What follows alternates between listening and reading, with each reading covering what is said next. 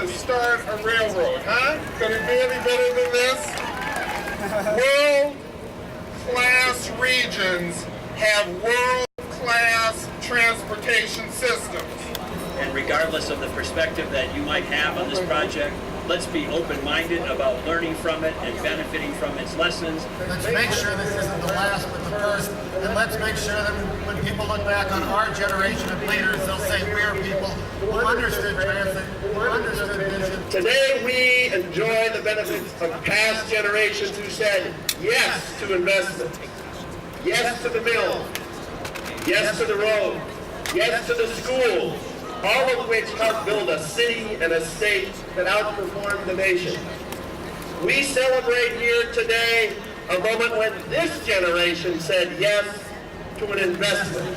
I've been waiting for this for a long time. And so, my friends, are you ready to ride the train?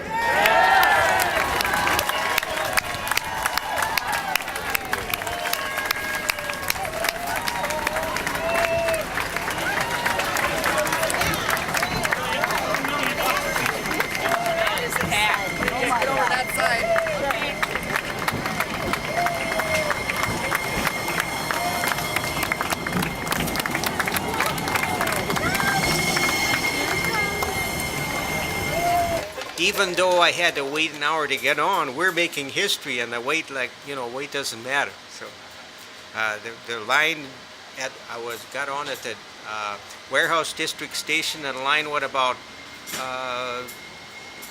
at least down one side of the block and round to the other side, and I still think it was great that here it is, actual in-person light rail train. All of the neighborhoods that run along this line have been working hard to do development projects and everything else to make it a productive and well-used, successful line. And light rail is significant to our overall transit infrastructure, and it's hopefully the beginning of more transit for the Twin Cities metropolitan area. We have some 60 volunteers from the Minnesota Transportation Museum here working as car attendants. We're trying to help out, have several members on each of the cars that they're running today, just to make sure things go okay.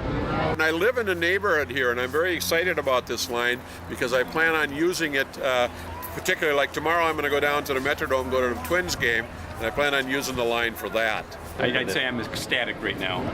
Could hardly ask for better weather, hardly ask for a better system, and hardly ask for more riders. I was part of the construction team also, so we're here to enjoy ourselves. Well, I want to tell you, I'm sick of people in the suburbs whining about how they paid for this and they're never going to use it. Because I live in Minneapolis. I paid for $4.94 to be reconstructed. I never use it. I paid for $5 to be reconstructed. I never use it. I paid for $6.94 east to be reconstructed. I never use it. I paid for $6.94 west to be reconstructed. I never use it. I paid for the community center in Chaska. I don't use it. The schools in Eden Prairie, I don't use them. And I paid for the senior centers in Brooklyn Park and I don't use them. So it's about time that people in the suburbs can pay for something and people in Minneapolis can use.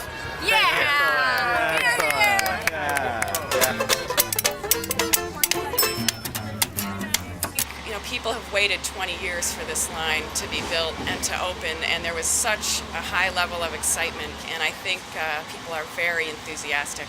Virtually everyone I've talked to loves the system.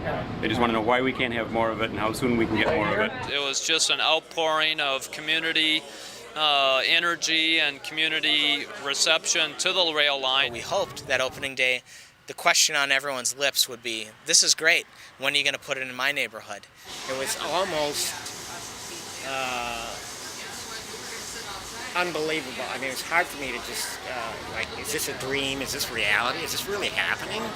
I mean, we've been waiting for so long for something like this, and we're so far behind a lot of the other cities of comparable size. Come on and ride the Hiawatha line, it's great.